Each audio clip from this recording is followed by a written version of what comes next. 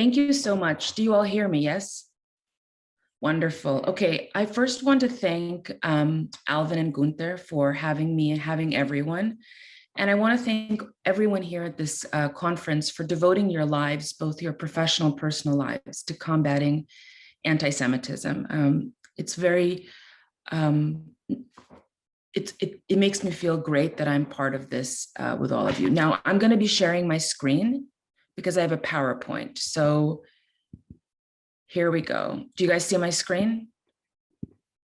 Yes, great.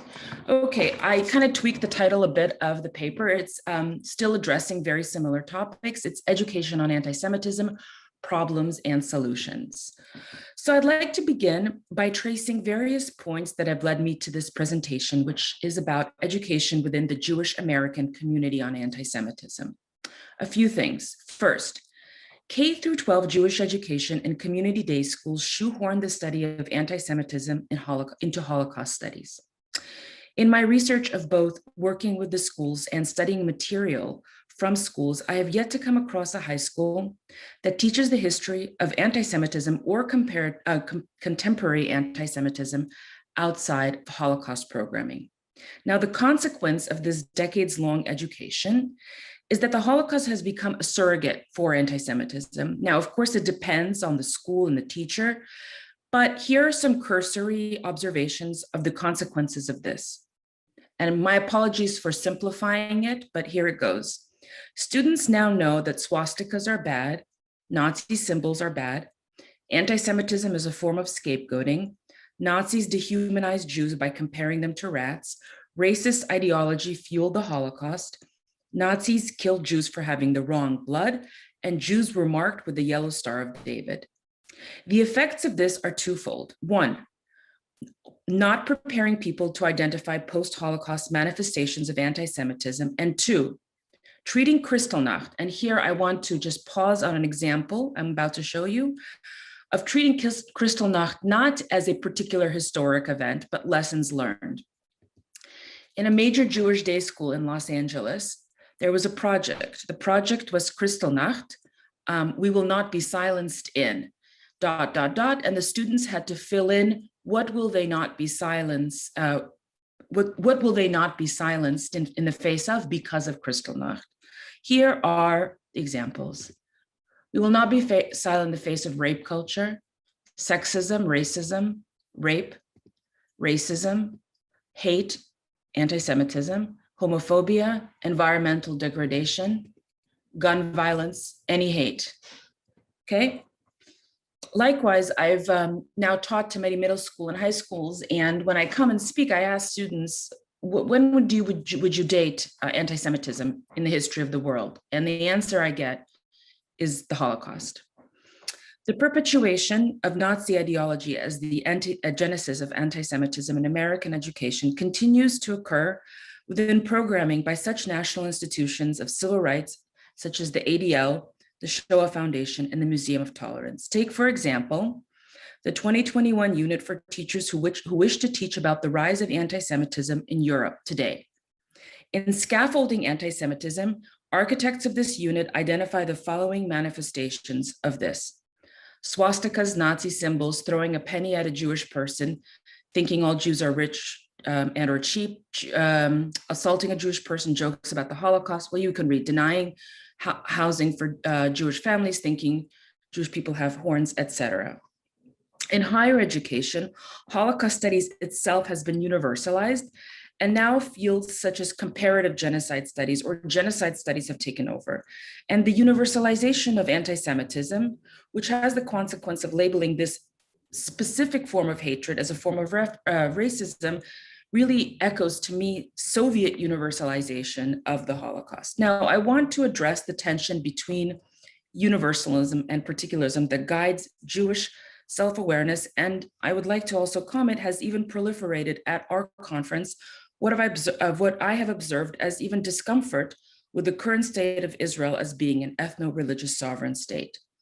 To sum up, Jewish self-awareness begins with the diaspora, and more specifically with Christianity and the concept of religious identity in Europe.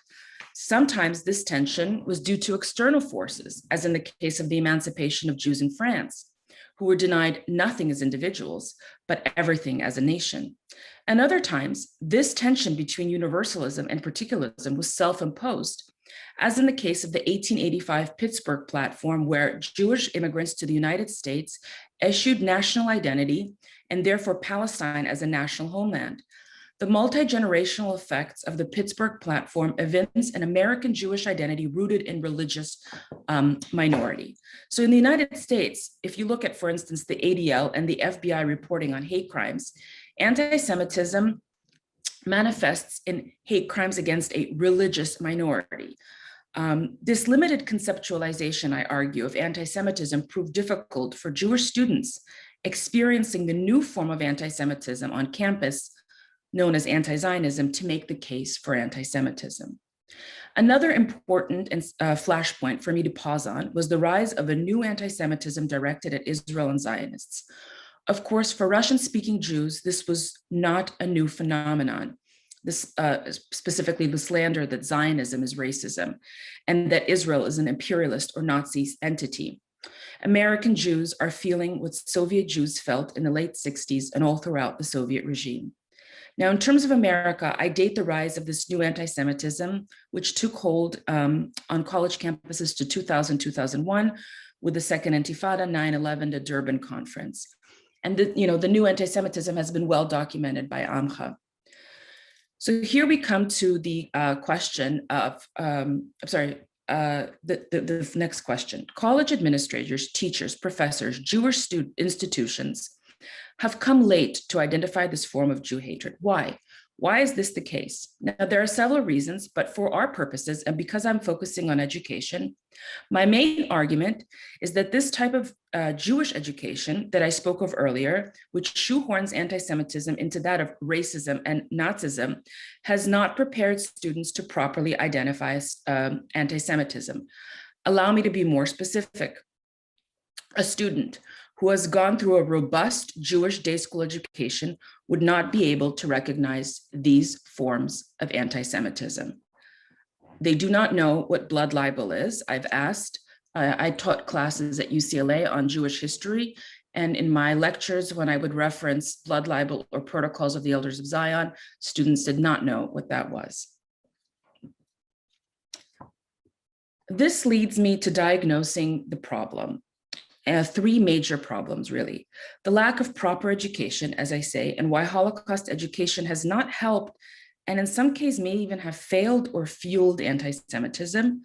The second is a framework for understanding anti-Semitism really dictates how you treat anti-Semitism. And the third is this discomfort with particularism, with treating anti-Semitism as a universal concept, bigotry, anti-bullying campaigns, say no to hate, racism. And I'm very well aware that the title of this conference is Anti-Semitism in Today's America, but I'd be neglectful to not reference the Soviet experience. Namely, I'd like to take a look at how anti-Semitism was dealt with by the nascent Soviet state.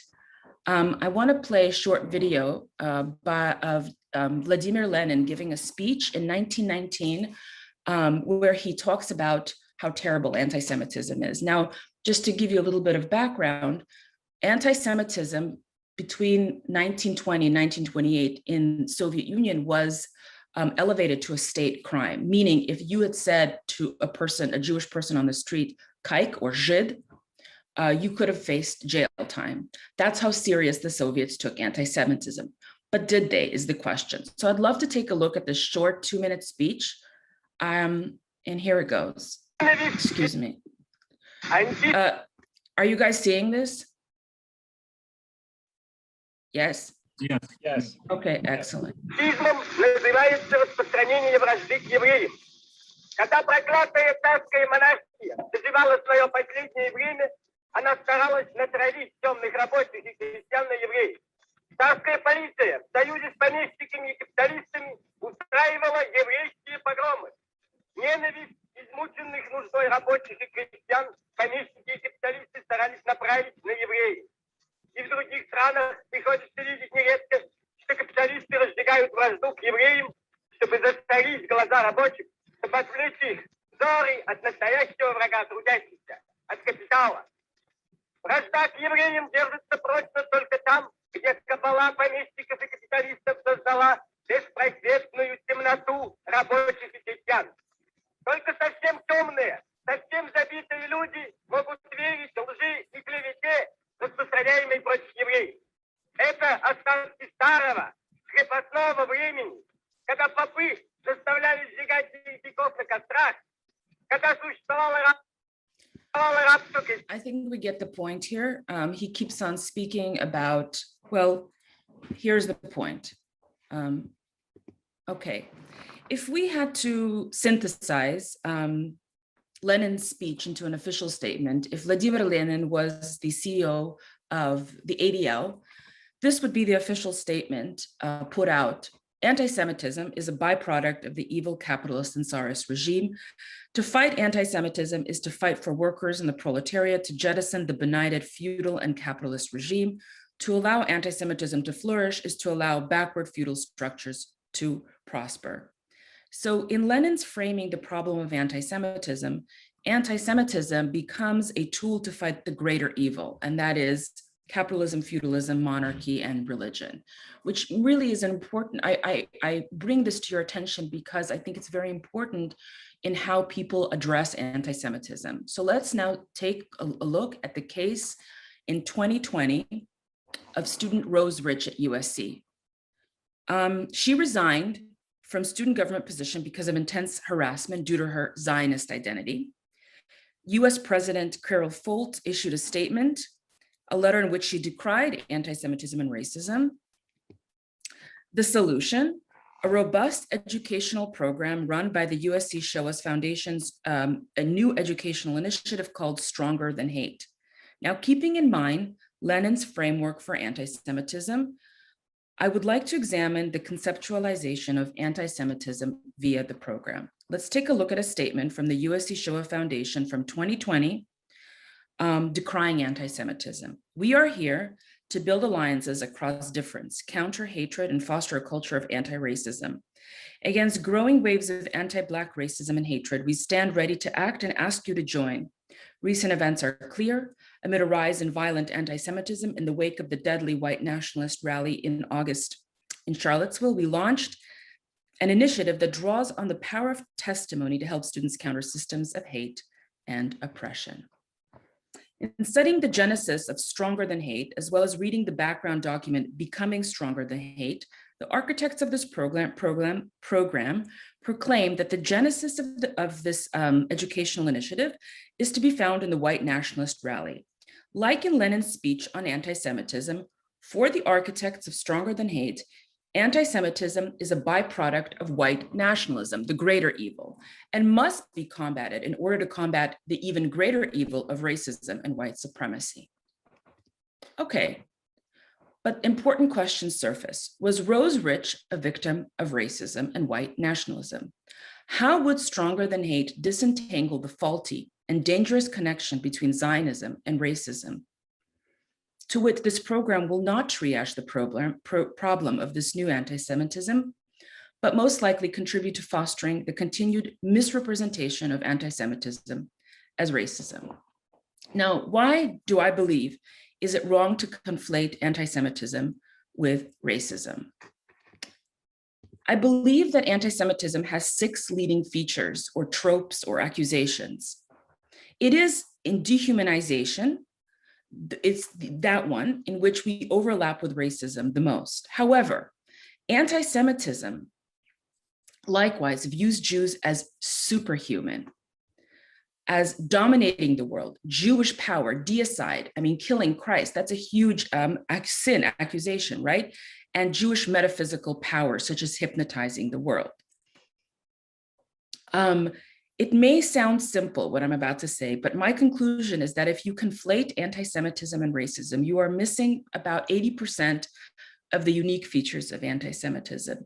More to the point, in the case of Rose Rich, how would the currently anti-racist framework disentangle, once again, this slander between Zionism and racism?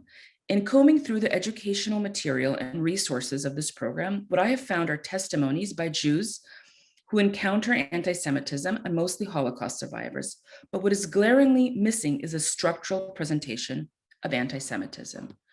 Now, I'd like to turn briefly to a gallery of educational programming on anti-Semitism that exists within major institutions. Here I'm focusing on ADL, the Shoah Foundation, and the Museum of Tolerance. I already spoke about a unit for high school students called On the Rise, Anti-Semitism in Europe, where these are the features. I mean, glaringly missing is blood libel, which I argue is probably another one of the most dangerous features of anti-Semitism, again, today, resurfacing today. All right, let's take a look at two programs for middle school and high school students at the ADL. One is called No Place for Hate, and the other is called Words to Action. So I personally participated in the No Place for Hate workshop, utilizing what they call the pyramid of hate. Facilitators walk students through a series of biased attitudes, acts of bias, discrimination, and of course, violent crime motivated by hate. The methodology here is to pair up students and ask them to come up with examples from each category of hate. Unfortunately, in this program, anti-Semitism is presented as racism, and as such, there are no examples of this new anti-Semitism. In terms of educational resources for the Museum of Tolerance, I'm aware that they are currently working on a new exhibit and educational material to deal with this new form of Jew hatred. However, currently what I have found are 4 major programs called Youth Social Justice Institute, Tools for Tolerance for Teens, Combat Hate, Space to Talk About Racism. I'd like to address now a bigger problem with anti-racist education in the United States. The anti-racist education applies the following lens to the world, whether it's history, sociology, civilization, and that is one of power and powerlessness. Whether it is current or not to our topic today, what is very relevant is that this lens positions Israel, Zionism, and Zionists in the powerful camp, and in this way continues the age-old trend of viewing Jews as violators. And this is something I think is very important to kind of zoom out and take a look at how anti-Semites position themselves. So right in the Middle Ages, we had Judeophobia with the Jews are violators of Christian tenets. In the modern age with Darwin and new science, Jews were violators of the purity of race. Anti-Zionism, the new form, right, is Jews are violators, now they call them Zionists, of human rights, because Israel is in the position of power right now, right? You're hearing Jews are privileged in the American context. So I really have my suspicions that any program of anti-racism could and would honestly deal with this final form of hatred. And so I'd like to conclude by offering a few solutions. First, I'd like to propose that when teaching, we do not refer to Jew hatred as anti-Semitism or even anti-Zionism. These terms were created by anti-Semites in order to peddle socially acceptable forms of Jew hatred. Second, while I believe definitions are important and most definitely for legal cases, because as is well known, Jew hatred mutates, to calcify a definition on Jew hatred would prove difficult for future advocates, leaders, policymakers, educators, etc. And finally, I have been using these 6 accusations referenced earlier. And I'd like to conclude with this case study. So in Los Angeles, in the year 2019, there was a ginormous mural in downtown LA. And somebody drove by it and took a picture, and it appeared in many WhatsApp groups. And somebody reached out to me and asked me if I could reach out to the owner of the building and ask him to take it down. So I called the owner of the building. And the first question he asked me when I said that this is very anti-Semitic, he said, "Why is this anti-Semitic?" And I paused because to me it was so obvious. And I use this when I teach students. I ask them, can you make the case, can you articulate here in this image why this is anti-Semitic? And I walk them through these 6 accusations. And what we see here is dual loyalty, the idea that the Jews, so this is the American flag, this Grim Reaper or skeleton of death is wearing this American flag dispersed in between our Magen Davids and American the stars of the flag, this baby right here, the blood libel, the demonization, world domination, that here the Jew is behind American actions. But it was an important learning moment, and it's an important moment that I tell students when I talk to them. When you articulate that something is anti-Semitism, you got to know why. You got to be able to explain. And unfortunately, I do not think that a person who has gone through an ADL unit wherein there's no Nazi symbols here, there's no swastikas, nobody's throwing pennies at Jews here, there's no racism here, really. And so many times students cannot articulate it. They just say it's bad. Well, it's bad. It looks bad. I'm like, that's not good enough. You can't just say that's bad. You have to articulate it. The story behind this mural, ladies and gentlemen, is that this was created by a street artist in Los Angeles who visited Gaza, and he met with Hamas operatives. And this is actually this was called 9/11. This is actually his rendition of 9/11.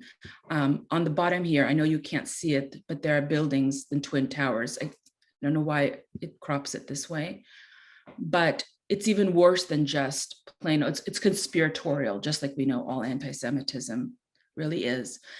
And so I leave you with this image, and I leave you to think about, are we really preparing our youth to identify anti-Semitism?